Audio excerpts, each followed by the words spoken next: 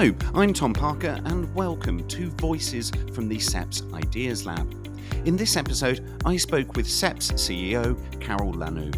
During our interview, Karel and I discussed how the EU can remain a strong global player amidst rising geopolitical tensions, in which he called for greater unification of security and defence, and a union that acts more and talks less. I hope you enjoy the episode. Well, hi Karel, thank you very much for joining me. Hi John. Look, it's a very big and open question, but how is the EU positioning itself in a shifting global order? It's at the moment in a very difficult position. Yeah. And like one of my colleagues said, is this the new Schuman Declaration which we have because of the events in the United States? Or is this the Hamiltonian moment? You say, look, will we become now a real federation which can advance us once? I don't dare to say it. So we are in this very difficult situation that because of what's happening the other side of the Atlantic, all bridges are being blown up. And will Europe be capable to find its own way, or will it be sandwiched in between China and the United States? And this is the moment at which we are now. Of course, these things we'll only know probably in a few years whether this is effectively the case, because history, of course, there are things which matter on the day-to-day basis. Mm-hmm. But overall, real evolutions we only see in a matter of years. But I'm very concerned whether the EU will manage to move on as kind of in this Hamiltonian moment, becoming a more unified entity, certainly in the domain of foreign policy, security. It has it in certain domains, but where it's already difficult, like for example, take trade or take Schengen, free movement of persons. But if we really want to matter, we need to have one single voice in foreign policy. We need to have one single system of classified information. We need to have one strong defense pool to defend ourselves, to be secure in this world. And of course, the awareness as well is there that we need to do this, probably like never before. Mm-hmm. But all what we read is that there is still continues to be a lot of disagreement to do this. And this is the problem which you have in Europe, which has so much history. All these nations have so much of their own, most of them, almost all of them, so much hundreds of years of history, that if all of a sudden they need to go together, they say, but I was like this, and you were like that, and you were like that. No, and because of this and this reason, we cannot take that position towards that country. Yeah. And that is so difficult, but we also need to be aware that in diplomacy, and I think you probably don't know, we have the highest number of diplomats in the world. Yes, these data exist. By a long way? If you just say, look, who has the highest number of diplomats in the world by head of population? Yeah. It's Europe overall. So we have an enormous diplomatic corps. So every member state has an ambassador here. So all the member states have ambassadors with each other, bilateral ambassadors. We have ambassadors to the EU, we have ambassadors to NATO, and then we have ambassadors to third countries. So, which of course is already the basis that which we make us walk in different directions. Mm. The first thing almost you should do now, if you want to have a common foreign policy, unify this entire diplomacy apparatus which we have. But again, and there you see, this is a task of course, they have spoken already about this before, and we have an external action service here in Brussels. But that also would mean we scrap all the national external action services or diplomacies.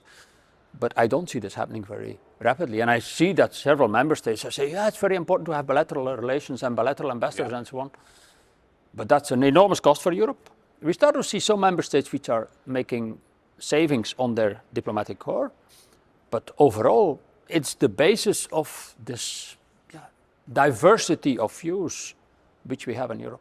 But I mean, the diversity of views must be a good thing. And let's just not forget the European Union is just over 30 years old. No. The European Union is in total 67 years old. Oh, okay. 1958 was the Treaty of Rome. Sorry, then, but it's still not that long to exist. Right? And history is very short. Exactly. So you say that it might take a few years for this to happen. It might take a few years for us to figure out whether Europe is sandwiched between China and the US. What are your feelings right now of where it is positioned, really? I think we have, because of the circumstances around us, we have this really wake-up call. Of course, we can again say we have seen so many wake-up calls in the past, but we now really have this wake-up call because the water is coming until here. If we hear that the US may be leaving NATO, may or is withdrawing its security, basically guarantee or security contributions to Ukraine, we have a big problem. We need to react right away. We need to unify. But again, I mean, we need to unify an industry in Europe. We need to unify a way of thinking for security in Europe, which is basically still 90% national. And you can say, look, we had NATO, but NATO is an intergovernmental construct. It's not like the EU, which is a form of a federal construct. I know in Britain you can't use the word federal, but it is federal because you take decisions with the form of qualified majority, which we don't do, by the way, for foreign policy. But we need to make this huge step forward to say, look, we do also for foreign policy and for security, decision by qualified majority. Even if, for example, Hungary is against, which we have for the moment, or Slovakia, look guys, sorry, but we go ahead. Like with trade, we had tariffs on Chinese, electric vehicles. Yes. Germany was against the tariffs, France was in favor, we decided. But then also we know that France is against the Mercosur agreement, the agreement with Brazil. France may be against, Germany is in favor, but we decide. Okay, so then those decisions around security, those decisions around trade, how does the EU remain a strong actor given the geopolitical tensions that are changing daily? By being more unified and by being capable to act, the two things. And the problem is that certainly in Brussels and certainly in all these fora, there's a lot of talk, but sometimes I think it's inversely related to the capacity to act. So the more talk you have, the less capacity to act. Yeah. And the less talk you have, like in Russia, the more capacity to act. But of course, Russia, or say Putin, doesn't have to take into account anybody. We have to take into account so many different actors. And of course, then you say, look, this is strength of diversity, strength of a democratic system. But at some stage, you need to be capable to act. And of course, in some member states, you have systems like in exceptional circumstances, you can decide without waiting for Congress or without waiting for a parliament. But at European level, that hardly exists. Is it pie in the sky thinking? Because the solutions are to be more collaborative, but as you've already expressed, it's difficult to do that, and with more talk, there's less action, etc. There's no perfect solution, and I don't think there's any situation out there in different regions around the world that has got it perfectly. The EU does things very well, but there are areas and challenges that it needs to do better. Collaboration is a very difficult thing, and it comes with talking, and it comes with making concessions, and it comes with looking in the middle road, as it were. So are there actions that can be done in the short term with long-term thinking? Yeah,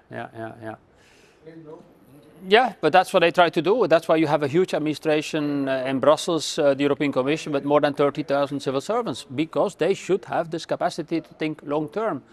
But if you have too much divisions amongst the member states, and what you hear, certainly the last years quite a lot, let's say that the Commission cannot act because of the member states. Members have to have far too many views, but that's basically why we created the Commission, and a strong Commission in the center, because sometimes it has to take decisions, even if a few are against. Say, the Commission doesn't decide, the Commission proposes, but the Commission can propose things which certain member states do not like.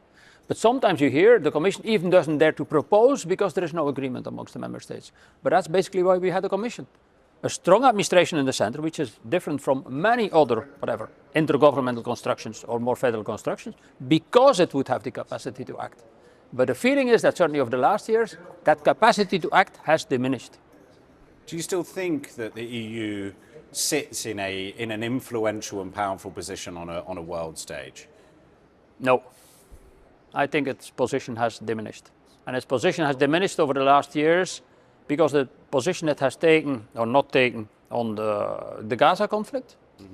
I think it should have been much more diplomatic and not taking sides, and it has taken too much sides. Also because of this diversity in views of the member states, the diversity of history which the member states have, but also because of it is changing track too often. And it's changing track from being a leader in the Green Deal to now again moving on to competitiveness or competitiveness only. And the world out there is getting lost. What is this, and which is the direction it is going? And of course, probably the United States can afford going a bit zigzag like it's doing at the moment, but it's a big and a very strong nation. The EU remains a kind of an intergovernmental construct which depends on the goodwill of many member states. And if it doesn't have that, it's very difficult. And of course, then it depends on having a strong leader, which we have von der Leyen, which has a strong course and which knows in which direction it wants to go. But if there's too much giving in to different interests of member states, it doesn't do that. But certainly that influence, I think, us, the European experiment, so to say, from the last 65 years or so, I think has diminished, and we have to be acutely aware of this. And that also depends to this initial thing. Will we be capable to be seen as one towards the outside world, in between China and the United States, and towards other things? Or are we a diversity? And if you're in the third, whatever, in third countries, you will see that in Japan and China and Indonesia and Africa and Latin America, they look at Germany, France, Spain, etc. But do they look at the EU as an EU? No. Well, Karel, it's a fascinating conversation. I wish we had more time to cover it, but Pleasure. Thank you for the time you've given on it, and I really appreciate it. Pleasure. Thank you. Thank you.